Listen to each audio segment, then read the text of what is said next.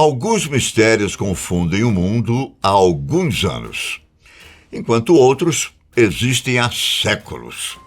Independentemente de quanto tempo eles estão por aí, cientistas e outros especialistas não desistiram de tentar encontrar uma explicação plausível, mesmo que ainda continuem com uma pulga atrás da orelha. Vamos usar como exemplo o Egito.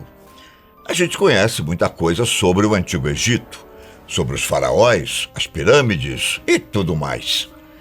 Mas como foi que a civilização egípcia se formou? Quem eram os egípcios neolíticos? Ninguém sabe muito sobre os povos neolíticos do Egito, porque eles foram pouco estudados, ao menos em relação aos seus sucessores. Isso acontece porque os locais que precisam ser estudados são extremamente inacessíveis, pois estão localizados abaixo das planícies de enchente do Nilo ou nos desertos ao redor. Os poucos estudos sobre esse povo nos dizem que eles criavam gado e cabras, além de fazer o processamento de plantas silvestres. Essas pessoas também fizeram monumentos megálitos, santuários e até círculos de calendário. Durante a parte final do período neolítico, as pessoas começaram a enterrar os mortos em cemitérios formais, o que permitiu que alguns esqueletos fossem analisados, já que a dieta e até as experiências psicológicas podem deixar sinais reveladores nos dentes e nos ossos. Dos 130 esqueletos que foram estudados, os pesquisadores já descobriram que a proporção geral de sexo em todos os cemitérios encontrados é de 3 mulheres para cada homem, o que pode indicar poligamia. Além disso, também descobriram que esses povos já lidavam com uma alta taxa de mortalidade infantil e que a estatura e expectativa de vida eram extremamente baixas. Boa parte sobre o Egito neolítico ainda permanece um grande mistério, pelo fato de que a erosão relacionada ao vento atingiu os pontos onde foram enterrados os restos mortais desses povos antigos. Uma vez expostos, o contexto desses locais pode ser perdido, assim como o material orgânico. Como foi que os egípcios evoluíram até se tornarem uma civilização que forneceu a base para as civilizações avançadas? Isso ainda é um grande mistério, não é? Existe a lenda que diz que as pirâmides do Egito foram construídas com a ajuda de alienígenas. Bom, tudo bem que todo mundo sabe que essa é apenas uma lenda, já que a ciência já sugeriu várias explicações para a construção das pirâmides. Porém, existe um fato curioso sobre o famoso faraó Akenaton. Ele viveu entre 1353 e 1336 a.C. e fez mudanças significativas na sociedade egípcia. Ele fez sua civilização se tornar monoteísta, adorando apenas o deus Atum, chamando a si mesmo, junto com sua esposa, de seus únicos representantes na Terra. E ao contrário dos outros deuses que tinham cabeças de animais, Atum tinha um disco solar que representava o sol da tarde. Só que o que chama a atenção dos arqueólogos são as descrições da aparência física deste faraó. Akenaton tinha corpo estreito e extremidades muito longas e finas. Tudo isso coroado com uma cabeça grande e alongada. Seu crânio, inclusive, é outro grande mistério não resolvido. As representações mostram um crânio tão alongado que faz muitas pessoas pensarem que ele era um alienígena ou mesmo que tinha um DNA extraterrestre. Os céticos a essa teoria dizem que ele provavelmente tinha algum problema de saúde que fez seu crânio ficar alongado. Mas, como você deve imaginar, talvez a gente nunca descubra a razão do crânio do faraó tem tido esse formato. Agora vamos sair do Egito e ir direto para a Índia.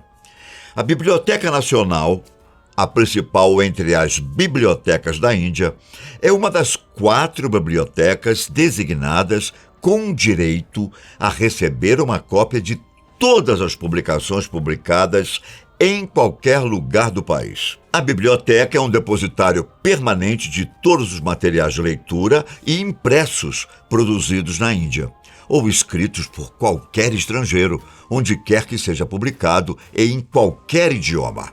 Até aqui tudo bem. O problema é que encontraram uma sala de 300 metros quadrados completamente fechada nos subterrâneos da Biblioteca Nacional.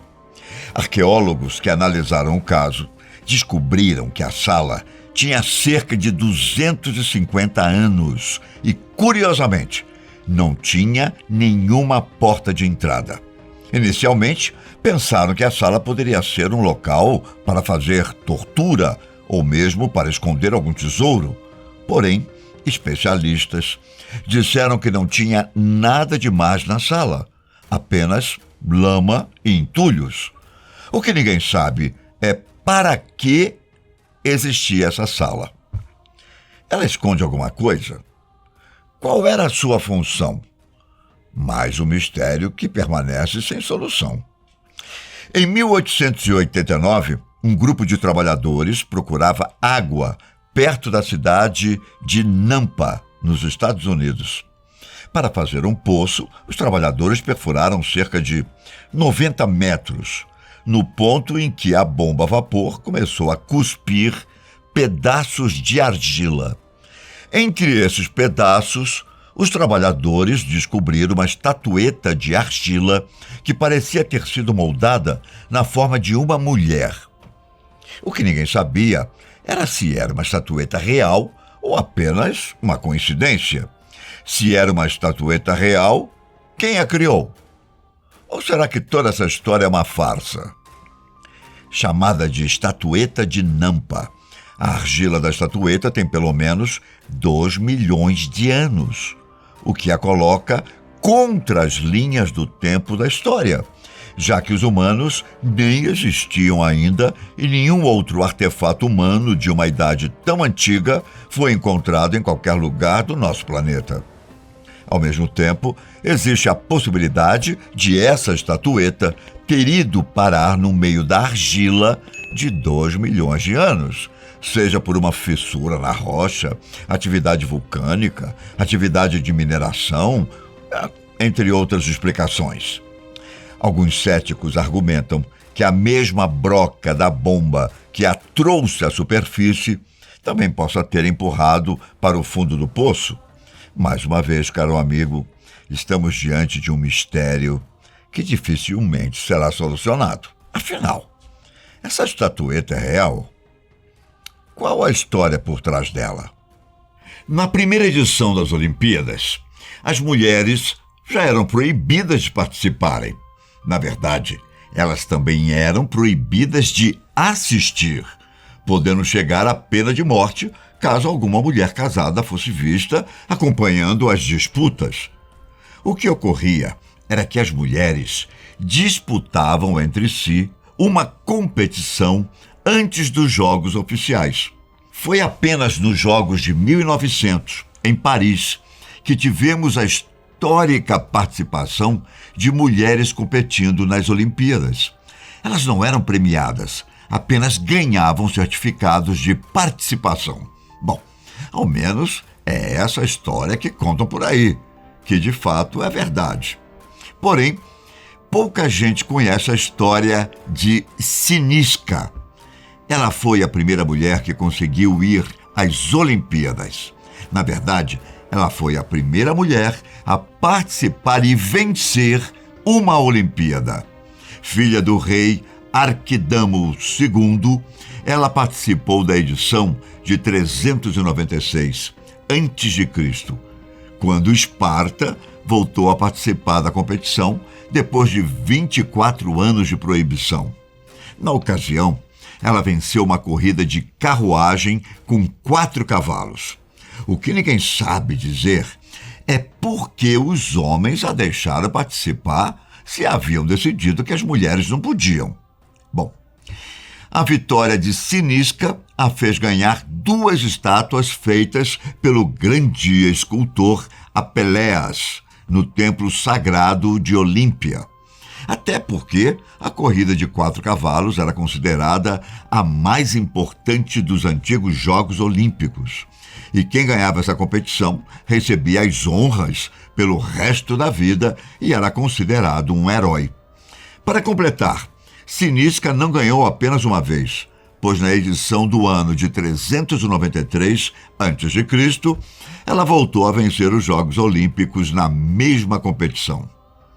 Além das 2 estátuas, ela também ganhou uma inscrição que foi colocada no Templo de Zeus, em Olímpia, que dizia o seguinte: os reis de Esparta são meu pai e meus irmãos. Com uma carroça de cavalos velozes, Cinisca, vitoriosa, ergueu esta estátua. Declaro que sou a única mulher em toda a Grécia que conquistou esta coroa. Mas vamos voltar ao foco. Por que deixaram Cinisca participar das Olimpíadas, hein? Mais uma pergunta que ninguém sabe responder. Contudo, existe uma possível explicação. Historiadores acham que a corrida de carruagem era uma exceção, já que quem financiava uma equipe participante podia ser homem e mulher. Mas o jockey deveria ser um homem, e supostamente foi exatamente isso que aconteceu. Apesar de Cinisca ser considerada campeã, ela aparentemente apenas financiou a equipe. Considerando que as mulheres só puderam participar da competição centenas de anos depois, é estranho o fato de Cinisca ser considerada campeã. Então essa seria a possível explicação, mesmo que também possa estar errada. Bom, por fim, mas não menos importante, temos o Necronomicon. Dizem que esse livro amaldiçoa os seus leitores, dando a eles poderes malignos e um destino cruel. Reza a lenda que ele foi escrito por Lovecraft. Porém, a obra original foi escrita por um árabe chamado Abdul al-Hazred, um poeta louco que fez várias viagens a lugares místicos e, por causa desses passeios, teria aprendido uma série de rituais. O livro mostra o que seriam supostamente os deuses antigos da Terra e até mesmo como convocá-los ao nosso mundo. Embora o autor tenha afirmado que o conteúdo seja fictício, fato é que durante muito tempo, principalmente nos primórdios da internet, o texto foi levado a sério. Muitas pessoas, por sinal, disseram possuir cópias originais da aventura de Abdul e traduções mais precisas de seus rituais. E se essa história é real, hein? Bom, isso também permanece um mistério.